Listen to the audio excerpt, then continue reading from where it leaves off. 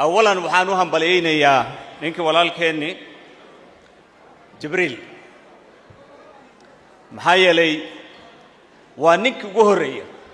أو قراءة أو مدحوينا معمول قبلات كنقطة سوماليا وانك جهرية أو النقطة كحجين كرئيس الوزراء وطن كسوماليا رنتي أنا وحي موقتها قبنمو iyo qarannimo garmeel aan weligood aan ka filanaynin amba gaarin Soomaaliya maanta ninka walaalkeeni nasiib ah u yeeshay laakiin inuu halkaas u gaarsiiyo magacaas aad buu maaragtay u mahadsan yahay waana u hambalyeynaa kule ilaahay baa iska le sharafta ugu weyn maxaa yeelay ilaahay wuxuu yiri maaragtay wa tu'izzu man tashaa wa tudillu man tashaa bi yadika alkhayr asaga ayaa awood iska leh laakiin madaxweynaha Soomaaliya Xasan Sheekh iyo ra'iisul wasaaraha waanu hambalyeynaa runtii waana ku mahadsan yihiin His Excellency Ambassador Jibril Bafadiya waan naga gaarsiinaysaa waan ku mahadaas inaad naga gaarsiiso marka nimankii garra la yiraahdo dad badan aan aqoonin baa jira garraha geeska Afrika saddexdan wadannadaad fiiris Ethiopia Soomaaliya iyo Kenya runtii aad bay ugu fara badan yihiin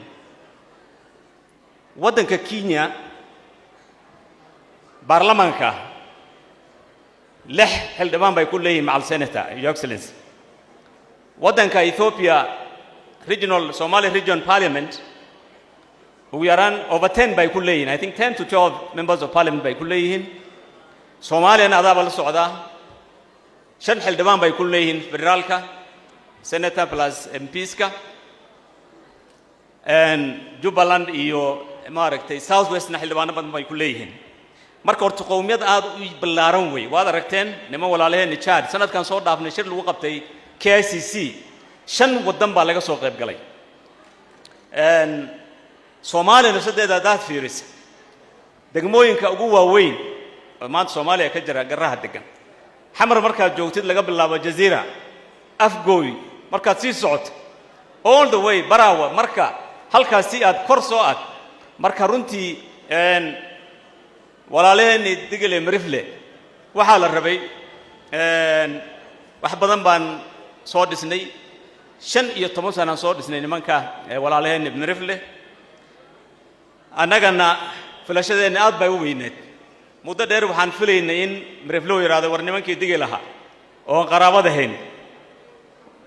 waa inaan ku wareejino xilka madaxtooyada ama madaxweynenimada because annaga waxaan jecelnahay Your Excellency, when your President Hassan Sheikh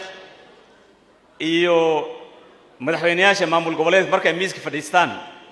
we don't want to be on the menu we want to be at the table miiska inaan fadhinaa rabnaa qof madaxweyne oo halkaan noo fadhiya maantana fursadaas alxamdulillah waan haysanaa ninka maanta madaxweynaha loogu magacaabay Jibril waxaan rabnaa inuu xilkana waxaan fart aad ugu fiiqayaa Ali Ibrahim Roba iyo wadaadkaas oo geeska fadhiya Maxamed Rashid dagaal waa inaan u galno wadaadkan ninkan la yiraahdo Jibril inuu madaxweynenimada isu soo sharxa waliba nimanka digil amin marifle waxaan leenahay walaalayaal 15 sano baa la idin soo dhisay madaxweyne raadsada waa ceeb in madaxweynaha Soomaaliya iyo ra'iisul wasaaraha laba qolo kaliya raadsadaan mar walba digil marifle noqdaan dad afayeen baarlamaan iyo wixii hoosoon kale la siiya waa inay raadsadaan madaxweyne annagi kale digil aan ka noqon halkii bayda inaan u fariisan insha Allah ta'ala waxa kaloo jirta Your Excellency on aad u jecelnahay in laga gaarsiiyo Xasan Sheekh madaxweyne Xasan Sheekh shabeellaha hoos waxaan rabnaa in gobol laga dhigo shabeellaha hoose maxay yeelay gobolkan South West ama Koonfur Galbeed waa gobolka ugu weyn Soomaaliya maanta hadii laga saaro dhinaca waqooyiga wuxuu mudan yahay in la gooyo shabeellaha hoosna gobol laga dhigo maamul goboleed kale laga dhigo in laga dhigo waa arin aan diyaar u nahay inaan dagaal u qaadno doorashada marka ay dhamaato xamar baan u soconaa arrinkaas waxaan rabnaa inaan dhalin insha Allah ta'ala labadii ugu dambeeyaan ku aan ku daray waxa weey walaalkeeni Jibriil Soomaali waxay tiri gar iyo gardarro garasho la'aan baa ka daran baa leeyahay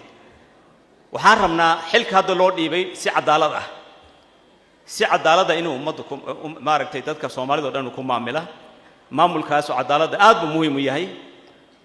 sharaf iyo cadaalad iyo wanaag iyo maamul wanaagsan inuu meesha ka muujiyo aad baan taas baan ugu daramayaa insha Allah ta'ala walaalaheenni waxaan uga baxayaa Mirifle madaxweynaha raadsada kani kuma haysto Soomaali koonfur galbeed kuma haysto kan waa tagay barigan dhalinyarada waxa la dhihi jiray Soomaalidu waxay tiraahdaa ruuxan saadaalin wax soo socda wax joogana ma garto marka barigan yareen waxaan dhihi jirnay ninba wuxuu yiri kani galbay ku kale mooye waad maqli jirteen Soomaa kani galbay ku kale mooye kursigan waa tagay ku kale raadsada السلام عليكم ورحمة الله وبركاته